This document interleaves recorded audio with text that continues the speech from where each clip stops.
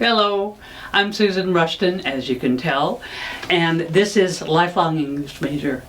And the reason it's Lifelong English Major is because that's what I am.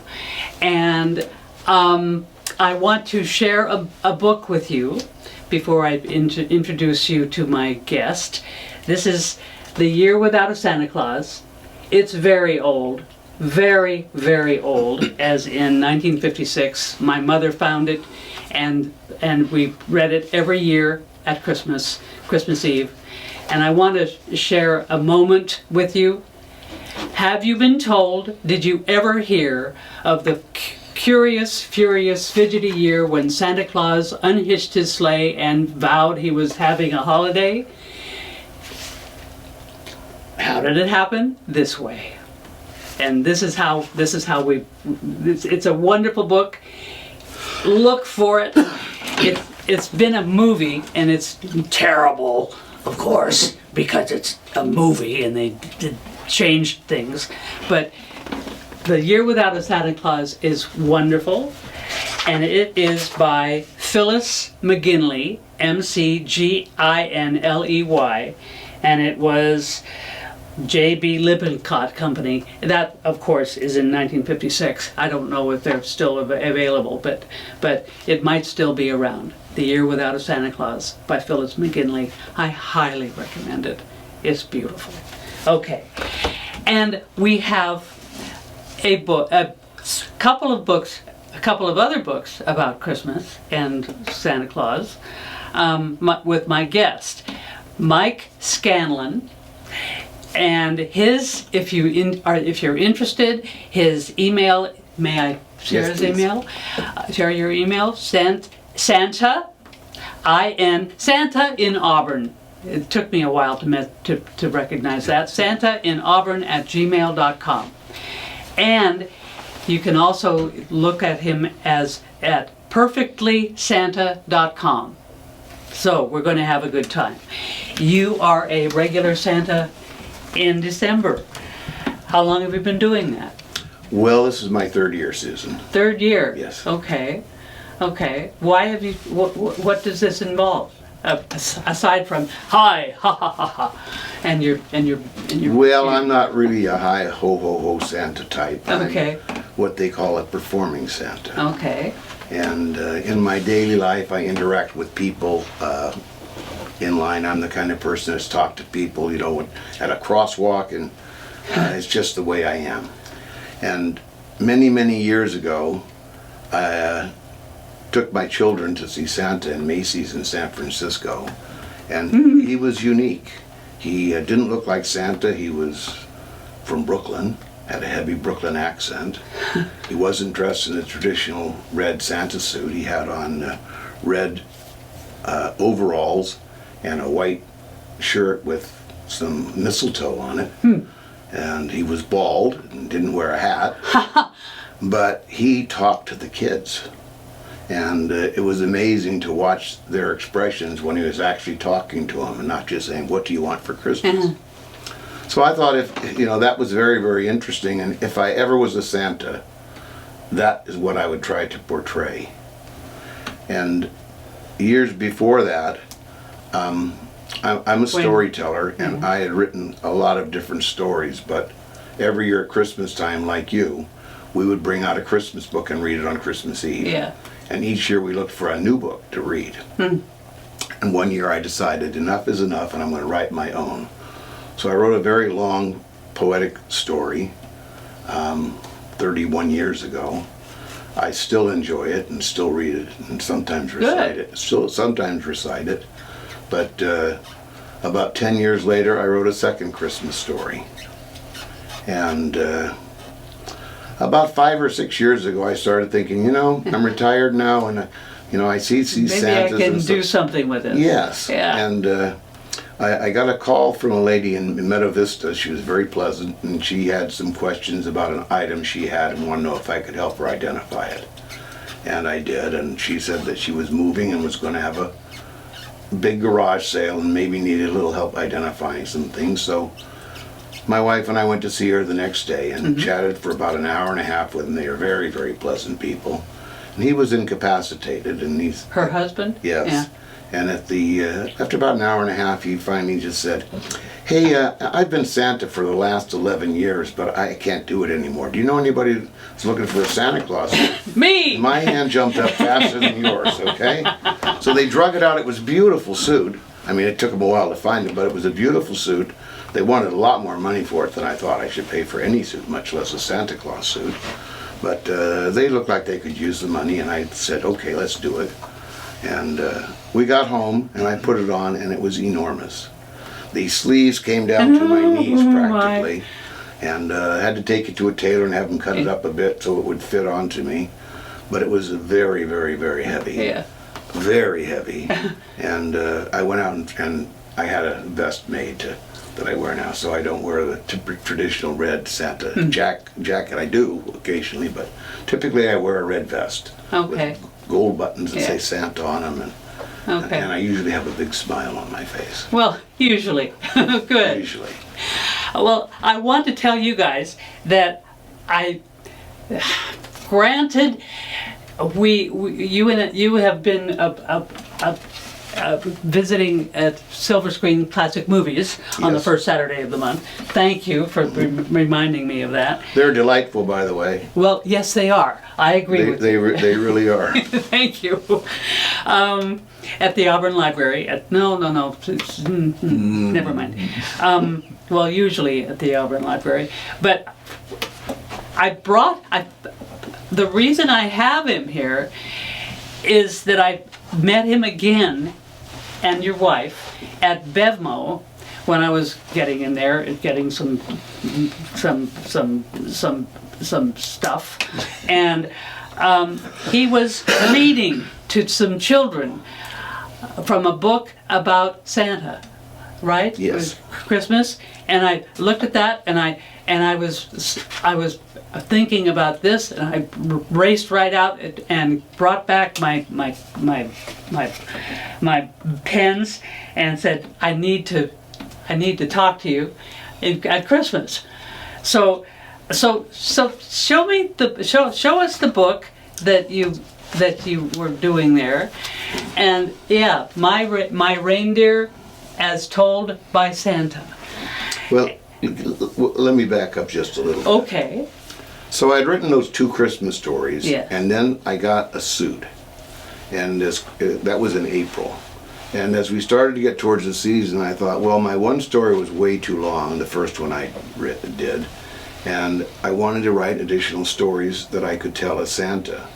So I wrote, I thought for a long time, and I developed writer's block. No matter what I tried, it just didn't seem to work.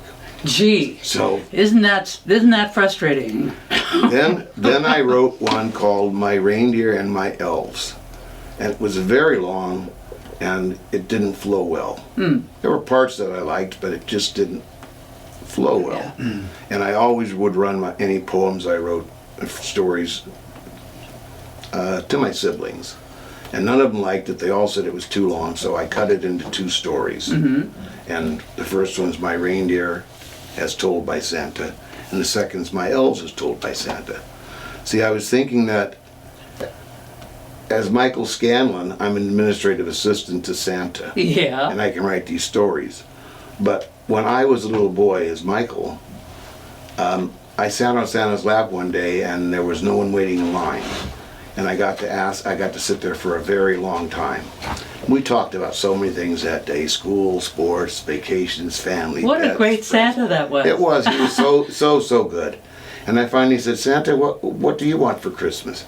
He looked at me and he said, well, Mikey, I don't need anything, but if I could, I really wish that I could tell more people my stories. So I said, well, what kind of stories were they, Santa? And he started telling them to me right then and there. And he finished the story. I said, can you tell another? Can you tell me another? He did. And this went on for a long time.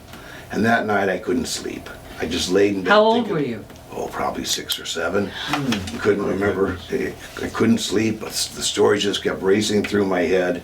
And I couldn't wait to go back and see Santa again and get some more stories. But every year when we went back, the lines were too long. And Santa would look at me and say, well, Mikey, there's too many people in line to tell you any stories today. So I decided after all these years that I was going to tell Santa stories. And these are Santa stories that I'm telling. Yeah. And because they are as told by Santa. So Yeah. I've written them, but they're really Santa stories. Okay. Okay. Now you say you told us before we started this that I mean Phil and me, you know Phil out there. So you have a 2.5 thing, a 2.5. Well, you see, that's when we met. But the first time that I met Phil, he'd not yet turned a year. And soundly slept in Mama's arms while Dad stood proudly near. And yet without a single sound to me while in my sleigh, he got more than he'd ever need, to eat, to wear, or play. The next year they could hardly wait to see me in the store, but when he was the next in line, he screamed and hugged the floor. And when he first sat on my lap, he still spoke not a word to me or any of my elves, and that trip was his third. But once again, without a sound, his message was received by me, who brought him lots of gifts.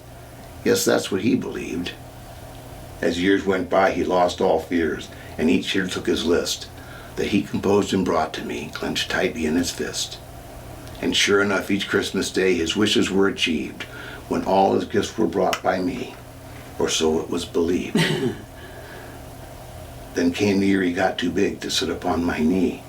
And when the time came to come back, he came reluctantly. He never made his list again and thought he'd been naive about the gifts he got each year, so chose to not believe. Then doubted me every year until his first child came, to soundly sleep in Mama's arms like he had done the same. And in a blink the years fly by. Now smiles turn into laughs when we look at yesteryears through Santa's photographs. Someday his child may meet his fate once its first child is born, and takes his list to Santa Claus for gifts on Christmas morn that will arrive to their delight, 'cause you know I'll come through and bring them everything they need to prove the tales are true, that someone in a sleigh each year goes out on Christmas Eve with gifts for girls and boys. But who? It's me, if you believe. Merry Christmas, Phil. So, You're a poet, yes, all my stories are poetic tales. I've been which writing- makes things tough. Oh my gosh, and I try to keep my cadence similar. Well, kinda you succeeded. I'm impressed. I'm amazed. Thank you. Yes. I love poetry. I love things that rhyme, music. Cowboy poetry is a lot of fun to listen to for me. But I've been writing poetry since I was in high school. Huh. And typically they've been for family events or special occasions or birthdays or parties or whatever. Yeah. But now they're Christmas stories. Now they're And Christmas I stories. have 7 that I've written. So you have 7 poems, long poems. Yes. And you have 2 books now. I have 2 now. And you're working on getting 5 more. I have 2 more books that are finished that are ready to go to publisher, but it's too late for this season, so Okay. they're going next year. And my other stories are written, and I have my same illustrator who's done all my books, and his name's Victor Narino. He's a fabulous illustrator. Yeah.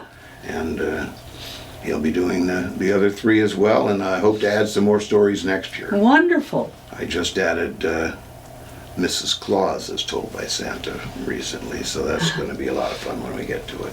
Wow. So when did you start? When did you start writing this first book? I wrote this book, well, we'll go back just a bit. Oh, all right.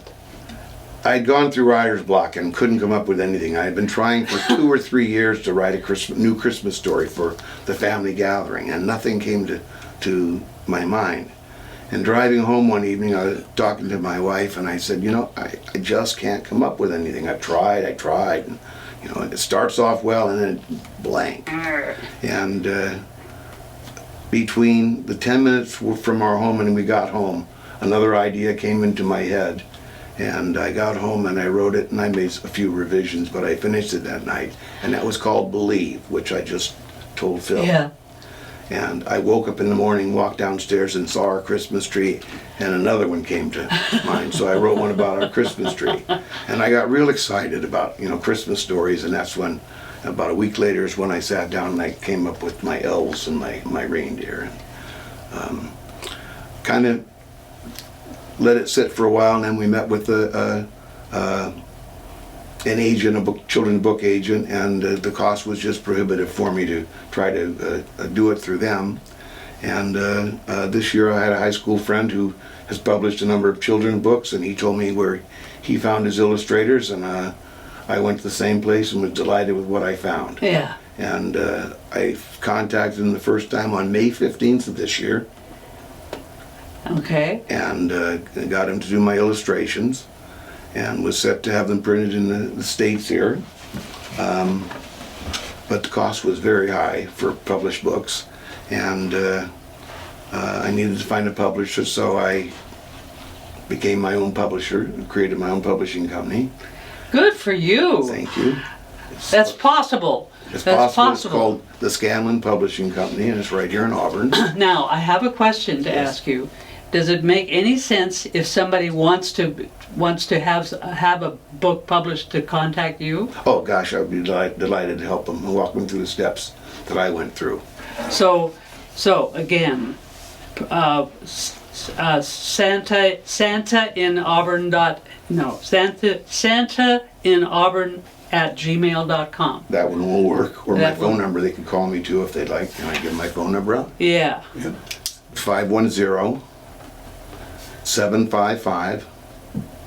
510-755-3858. 3858. Yes. 510-755-3858. And perfectlysanta.com. Yes. And, yeah, perfectlysanta.com. Whoa. It was, I knew nothing about that world. And now you do. I do. I had to learn a whole new industry, and it was a little challenging at first. A little. But we worked through it, and I had to find someone to print them, and I elected to go offshore for price, and I was very apprehensive about what the product was going to look like and whether it was going to be of high enough quality. But in my books, I chose one that used high quality art paper. It's much heavier than traditional books in my books, so that if children are fondling them, they're going to maintain their integrity. Yeah. And until the books arrived, I was nervous, even after I got my samples, because they could have sent samples then. But when the books arrived, I got my first books about the third week in September. These arrived. And I got my elves, tomorrow will be 2 weeks ago when I finally got my elves. Wow. So Okay. And you're perfectly happy. beyond You're relieved. perfectly happy, yes. You're thrilled. Oh, the quality's better than I was expecting or hoping. And they're much, much nicer than the books I was planning to have printed here. Much better quality, and they're hardbacks versus paperbacks. Oh, nice, nice, which nice, was very nice. Good. So tell me about the difficulty of writing. Was this difficult to write?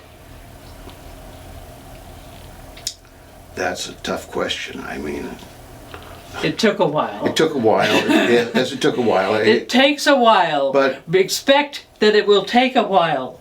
But what I have found is that even after all these years, I still go back and periodically I'll change a word or two here and there. You will? I just find one I Really? find is more appropriate.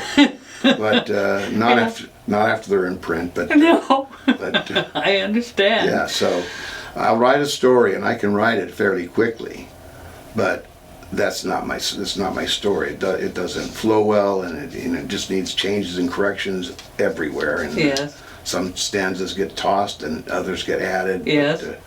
But, some people think it's work. I think it's pleasure. I love to do it. And but sometimes, literally, I will sit there and look at it and have a passage I want to change and look at that passage and think and think and think, and might spend an hour, literally, on one word, trying to correct one word and still not change it. And still can't come up with anything, and then walking down the stairs, bam, pop into my head. Yes. There we go. If I gotta get back to the screen. I gotta go put it before I forget it again. Yes. And that's another thing. Sometimes I'll think of something, but when I try to remember what I was thinking, write it down immediately. Yes, work, yes. So I Phil, does that sound surprising? Does that sound that sounds typical? Sometimes find myself just grabbing my phone and talking into it and say, "What are you doing?" I'm right. You only said 2 words. Yes, exactly. Yeah, yeah. Wow. Writing is the hard part. And fixing it is sort of easier because there it is in front of you. But you still have to. Some people say no. I this is it, and I'm not going to change it. Heck no. Dozens and dozens of corrections and changes. I'll finish the story, and I really won't, and I'll want to run it out and send it to people right away so they can get reactions on it. But I'll be changing that story for several weeks, literally every day, changing something on it. And you're really happy with this one and your second one. I love this story. It's a great story. Everyone knows about Rudolph. Yeah. And Rudolph was in this story, but there's things called copyright infringements. And I wrote the story, but the people that own the rights to Rudolph wanted some percentage of it, and I wanted to get it printed as rapidly as possible and didn't want to start dealing with attorneys to find out what they wanted. And they wouldn't give me a release, so I changed the name. Changed the 3 passages that Rudolph was in. Now I mentioned Gene Autry in here, and I contacted Gene Autry's wife, or daughter, I mean, and was given the rights to use Gene's name in here. And, good. Yeah, so it's nice. But this story, I tell how my reindeer got their names and what children should do to ensure I come see them every year. Okay, yeah. That's what my reindeer is about. Yeah.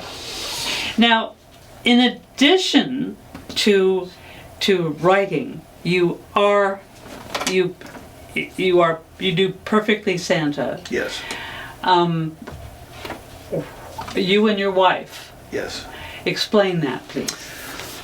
Well, should I hold this seriously? No, you don't.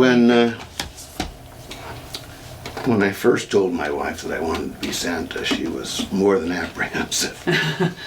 And we got the suit, and she, is not quite as outgoing as I. She's outgoing, but very few people are quite as outgoing as I. Okay. And was very apprehensive about doing it. And I said, well, just come and see if you like it. And so she did, and the first event she went to, she was hooked. What do you mean? What event? What event? I don't recall which one we went to. It was an event we did in Apple Hill. Okay. And it was early in the season. The guy that brought us there wanted to be the first of the year, and it was sometime in mid-November. And we got to the event, and no one was in line, and we were there from 12 till 2. And people didn't really start showing up until about 1:45, and at 2 o'clock there were still people in line, so we just kept seeing them. And the guy that put us on came over to me about 2:20 to 3, and he said, I'm really sorry, I have to leave. It's my son's birthday.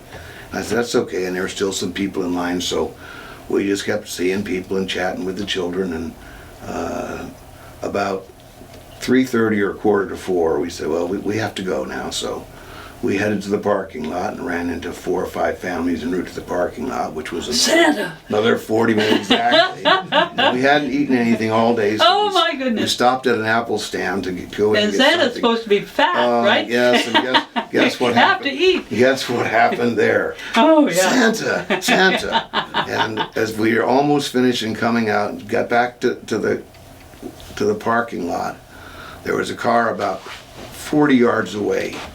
And around the corner, a little boy just came running, screaming, Santa, Santa. And he came running to me with his arms outstretched. And I got down onto one knee, and he leapt at me from about 5 feet away, Oh, my. all the way into my arms. Oh my! And just there are moments that I can't do this anymore. no, there are moments that you just can't Oh, that's sweet. get away from. Yeah. So when you see the looks in the eyes of the children when they come, the true believers, it's very, very special. Ah, nice. That's wonderful. So that was how long ago? That was 2 seasons ago. So Two this seasons is our ago. 3rd season is Okay. portraying this. And where do you go most or often? Well, our first year we didn't know what to anticipate, and we were going to LA. I have a daughter down in that area, and decided that we'd advertise in LA that we'd be there for this 1-week period. And our son wanted us to dog sit for him for a week, so we were going to be in San Francisco for a week. And I advertised on a site for San Francisco, Sacramento, and Los Angeles. I had so many requests that I ran an ad, not an ad, but a test on my Facebook page, and I gave an award to the person that came closest to guessing the number of gig requests that we got that season. The actual number was 623 gig requests for Santa Claus. Wow. Yes. Wow. Now we only do it in Sacramento, but we say we travel up to 125 miles. But we performed in Los Angeles, San Francisco here.